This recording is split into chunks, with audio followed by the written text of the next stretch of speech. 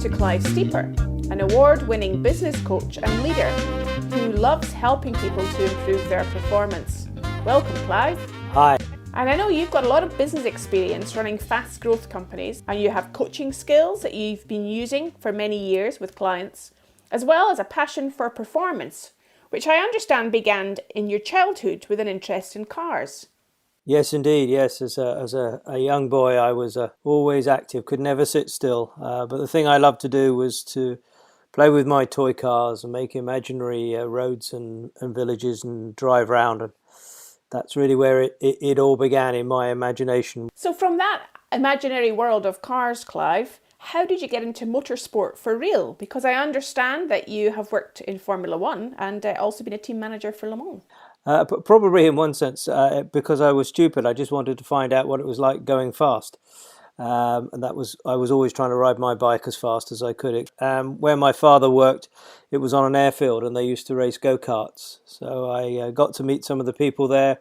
Somebody had a go-kart for sale and I saved up my money from working in the holidays, and that's where it all began. So from that go-karting into the world of being an employee and no less a leader in the elite end of motorsport, how did that work out? Well, it was slightly serendipitous. I had really developed a strong interest in motorsport through my school days, and was very much a fan of certain drivers, and would read everything I could and watch everything I could. And after I'd finished university, there was a job advertisement, which I didn't think that I would be able to succeed in getting that job because I didn't have the experience. But I wanted to work in motorsport, so I applied. And it was really through that I started.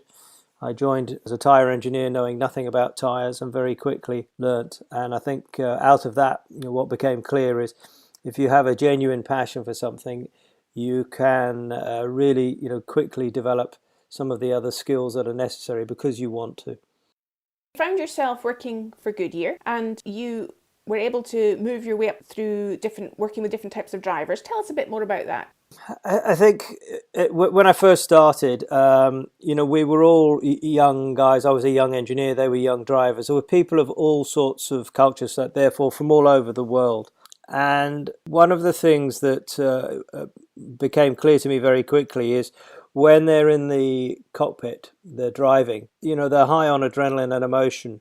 And in those days, there wasn't the technology that we have today. So it was very much down to the engineer, in particular the tyre engineer, to understand what the driver was wanting from the car and what they were doing to the car. And so the ability to navigate through that sort of emotional control, emotional intelligence, was actually very, very, very important, because you had to adapt to different cultures, different emotional levels, but also to be able to ask good questions that you could quickly get to what was at the core of the issue with the car, because you never had very long. So it was the ability to ask good questions, make quick decisions, and therefore make good decisions. Those were the things that I think I really learned very quickly at Goodyear. And I know that leapfrogged you into working in a lot of other fast growth industries.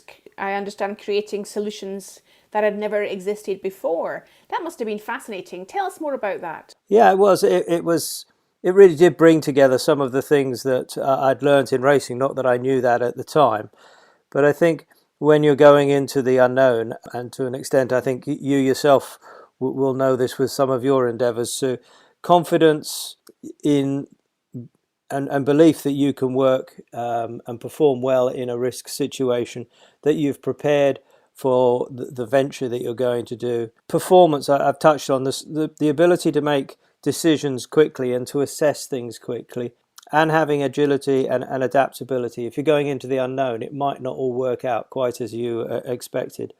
And I think that, again, the emotional control, that you have to stay positive and focused when you're there. And all of those aspects that I'd learnt in racing, it was creating the environment and the culture and the team in those different organisations. And with that, some excitement for what we were trying to do.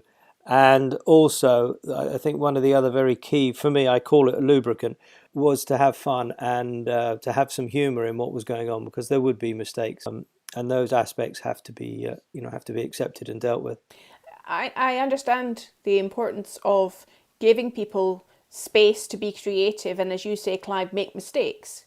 I also understand these days in business, perhaps there's not such a tolerance of mistakes being made or risks being taken. How would you balance both of those things?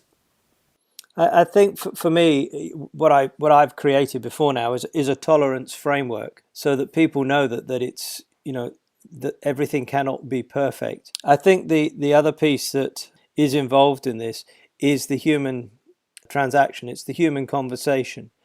I don't know that tolerance can always just come by pressing a button on a computer and it being a yes or a no, because there's applied learning that comes from, how did that mistake happen? What was happening? Is it telling us something else? Because sometimes we can think the problem is where the incident occurred, but actually it may be with something else, which could lead to bigger issues. So I think one of the things around tolerance and the reason for it is to gain the understanding. Now, I imagine that those skills are also useful for you when you're working now in your career as an executive coach. Tell us about some of the situations and issues that you work through with your coaching clients. Often where the clients are having challenges, it's really trying to get underneath not just what the challenge is, but what is going on around that situation. Sorry, I live in a slightly old house with old clocks. Often it's about trying to have the conversation with the client without any sense of consequence or blame. It's just looking at the situation to understand the parameters and then begin to explore what could be done to improve the situation. And I think the other thing is trying to help clients to look at things with a forward view rather than a rear view. In other words, worrying about what has happened in the past. It's learning from that and then looking forward as to how things can improve. So it's walking into the positive.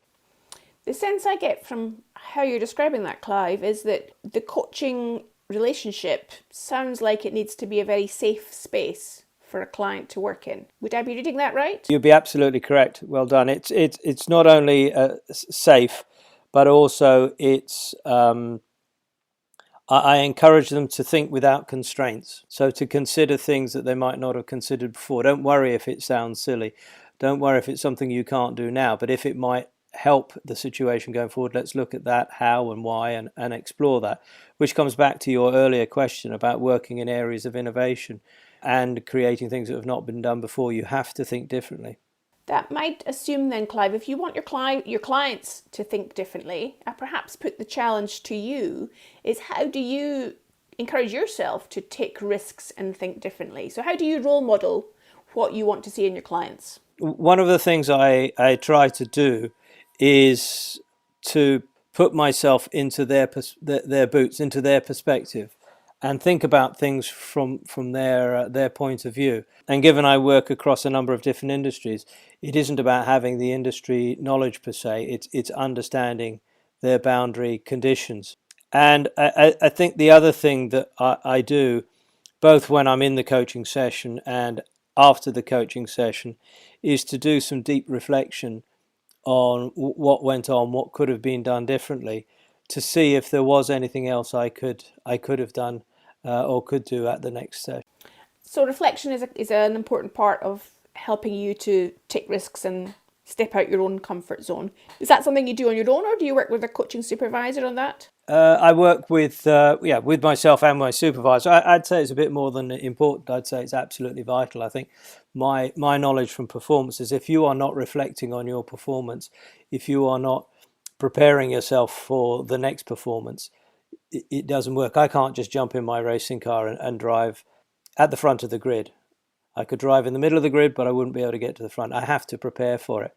So I think that preparation is very important, and good preparation comes from good reflection. So that really rounds up all of the things that you've been doing. I can see a thread really running through your career around agility, and by agility I mean speed of reflection, speed and agility to change direction, and also speed from your love of racing cars. Would you say that that's something that's a thread from your career? I think that's a great question, Sue. And I think for me, the danger with speed is people can think and assume that something's been done too quickly. I think it's about doing things well and quickly. And one of the things that for me is very important is it's the speed of assessment, and within that is the quality of assessment. And that's what I do as a coach, as a business person, is what I do as a race driver and an instructor. You have to assess things well and do it very quickly. You can't have indecision. And I'm fascinated. I recently listened to an interview with an ex-world champion who became a successful business person. And they said one of the things they noticed is, despite some of the very bright people around them and within the world that they were working, they would take a long time to make decisions, whereas he was making decisions quickly. It wouldn't always get them right, but was very, very, close in most occasions. And I think that is one of the aspects that can happen with the sort of career, if you like, that I've had. It seems like the iteration process, going around that learning cycle, reflecting, acting, taking decisions. One might imagine then that you've been around that process perhaps a lot of times in your career, and therefore a lot of learning has been gained. So my final question to you, Clive, really is, what are some of those key elements of wisdom or top tips that you have gleaned that would be useful for our listeners to think about in your career in coaching, in motorsport, and in leading businesses? Wow, there's a question. I think if I base it on the fact that we all want to do well at whatever it is we do, and therefore I would summarize that as performance. And I know not everybody likes the word performance. It makes them worry because they think they have to win. The sort of areas, if you like, of wisdom I would pass on is, if people spend time thinking negatively, I'd challenge them to consider why they're not spending more time thinking positively, because there's positive in pretty much everything that we do, as well as there can be negatives. But if we focus on our desired outcomes and we maintain that focus and find the positive, we can move things forward. So I think not dwelling on the negative is one thing I've learned, and I've been involved in things that have not gone well, clearly. And also I think applied learning. Often people think that everything has to be new, and often we know more than we give ourselves credit for. So if we use good reflection, we can learn from what we know and what we've done. I think one of the other things is never to stand still. The world today moves very quickly, so we always have to be aware of where we can improve. So that's not to say we need to reinvent the wheel, but it's at least looking and knowing where we can improve if we have to. And I think the final one for me is to have what I call an island in the week, is to have a period of time in the week where you can escape from the work or the pressures, whatever it is you do, and you can just take stock of what's going on and relax. Because if we try to just keep pushing all the time, ultimately the performance will drop. Thanks, Clive. I love the idea of that island in the week. I'm going to think about how that can be created. Finally, how can people find out more about you and the work that you do on social media? I have a Twitter account, so they can get me at Clive Steeper. And also I have a website, which is clivesteeper.com. So both of those are fairly easy, accessible areas where people can reach out to me or catch up with what I'm doing. Brilliant. Thanks for your time today, Clive. I've really enjoyed talking to you. Thank you very much indeed, Sue.